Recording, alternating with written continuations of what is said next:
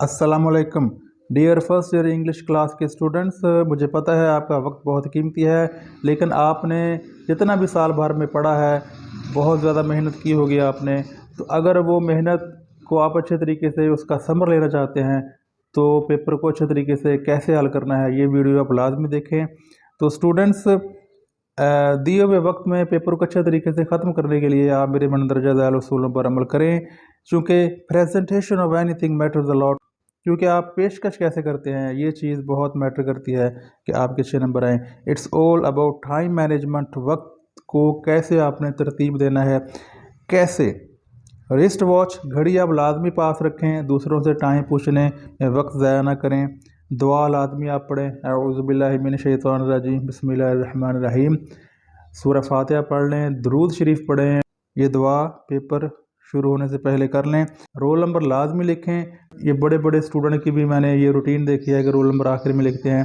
अगर किसी वजह से आपने पेपर पहले जमा करा दिया है, रोल नंबर लिखना भूल गए हैं, तो एग्ज़ामिनर होने के नाते मुझे पता है कि जब हमारे सामने पेपर आते हैं एनुअल या सप्लीमेंट्री पेपर, तो कई स्टूडेंट्स के रोल नंबर मिसिंग होते हैं। तो हम अंदाजे से कोड सेलेक्ट करके नंबर लगाते हैं, जिसके बजाय इसके कि आपके 20, 19, 18, 17 नंबर आएँ, आपके 3-4 नंबर आते हैं।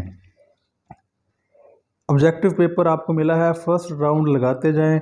जो जो चीज़ आपको अच्छे तरीके से आप श्योर है कि आपको आती है, आप बबल फिल करते जाएं, सर्कल फिल करते जाएं। डोंट ओवरराइट, ज़ाहिर है आप कट नहीं करेंगे, उसको बार बार नहीं लिखेंगे। अगर मुमकिन है तो आप पेपर, अगर आपने कर लिया है सारा 20 ऑप्शन सेलेक्ट कर लिए हैं, तो आप पेपर पहले वापस कर दें।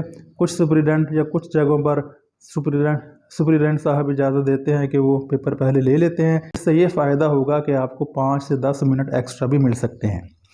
मेरी स्पीड से अंदाज़ा लगा सकते हैं कि मैं आपका टाइम बचाना चाहता हूँ।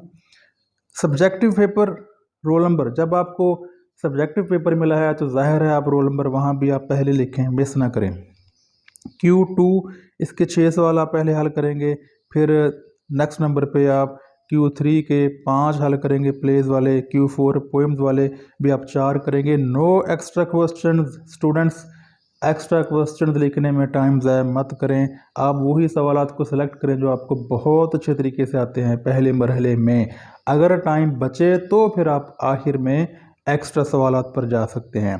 जो बच्चे एप्लीकेशन याद कर रहे हैं वो एप्लीकेशन लिखें, इसके बाद फिर आप ट्रांसलेशन लिखें।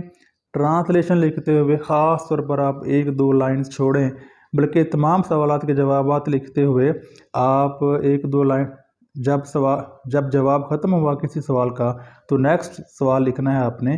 तो आप थोड़ी सी जगह छोड़कर उसका नंबर देकर आप वाज़े नज़र आए, ताकि फिर आप सवाल का जवाब लिखेंगे। इसके बाद आप करेंगे Q7B पंक्चुएशन वाला। चूँकि 1 या 1.5 लाइन लिखनी होती है, आपके 5 नंबर इसमें से आते हैं। मैं वो चीज़ें पहले आपको बता रहा हूँ जो कम वक्त में आपको ज़्यादा नंबर देती हैं। Q7C, तो स्टूडेंट्स ये आप ट्रांसलेशन और पंक्चुएशन पेपर में सबसे पहले भी हल कर सकते हैं। चूँकि ज़्यादा लोग रूटीन नहीं है तो मेरी बात शायद अजीब लगे, आप ट्रांसलेशन वाला सवाल सबसे पहले भी कर सकते हैं, फिर पंक्चुएशन वाला, फिर शॉर्ट आंसर्स, और फिर जनाब 7C पेयर ऑफ वर्ड्स। इसमें भी आप 5 पेयर्स का जवाब लिखेंगे, जो आपको बहुत अच्छे तरीके से आते हैं। स्टोरी ऑन अ मॉरल आप लिखेंगे, 2 स्टोरीज आपको आती हैं, एक लिखना है बेस्ट स्टोरी जो आपको आती है वो आप लिखेंगे। इसके बाद जिन्होंने एप्लीकेशन नहीं की हुई लेटर करते हैं, फिर स्टोरी के बाद आप लेटर लिखें तो अच्छी बात है, क्योंकि ये अच्छा खासा वक्त ले जाता है। फिर आप करेंगे, सबसे आखिर में आप करेंगे Q7 explanation with reference to the context. जो भी आप तरतीब अपनाएं, लेकिन कम से कम एक्सप्लेनेशन वाला जवाब आप एंड पे लिखें। जितना मर्जी आप लिख लेंगे, आपके 4.5/5 से ज़्यादा नंबर नहीं आएंगे। एक्सप्लेनेशन आप 1 पेज काफ़ी है। ये एक्सप्लेनेशन, पंक्चुएशन, ट्रांसलेशन कैसे हल करते हैं वो भी आप देख सकते हैं। इन वीडियोस के लिंक्स इस वीडियो के डिस्क्रिप्शन बॉक्स में भी आपको मिल जाएंगे। हाउ इज़ इट पॉसिबल, ये सब कुछ कैसे मुमकिन है। Brevity is the soul of it, Shakespeare ने कहा था कि इख्तिसार जो है, मुख्तसर बात, वो शऊर की रूह है। Precise to the point answers and attempted well in time is the key.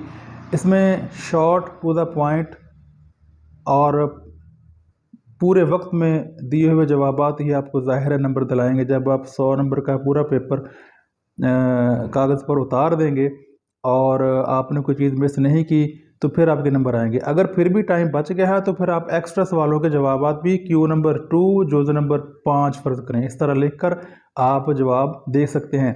इसमें एक और भी अहम बात है कि आपने एग्ज़ामिनर को सहूलत में रखना है। आपने इतना तंग नहीं लिखना कि जिससे एग्ज़ामिनर को चेक करने में मुश्किल पेश आए।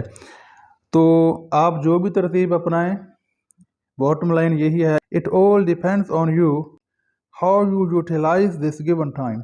इस दिए हुए वक्त को आप कैसे इस्तेमाल करते हैं आप पर है। अगर आपकी प्रैक्टिस अच्छी है, स्पीड अच्छी है, तो आप बेशक लेंथ ही लिख लें, लेकिन पेपर को पूरे वक्त में ख़त्म करें, 100 नंबर का पूरा पेपर हल करें और अगर हो सके मुमकिन है तो आखिर में 2-4 मिनट में पेपर को रीड भी कर लें अगर मुमकिन है तो। वीडियो पसंद आने की सूरत में आप वीडियो लाइक कर सकते हैं, चैनल सब्सक्राइब कर सकते हैं। Wish you best of luck. अल्लाह हाफिज़।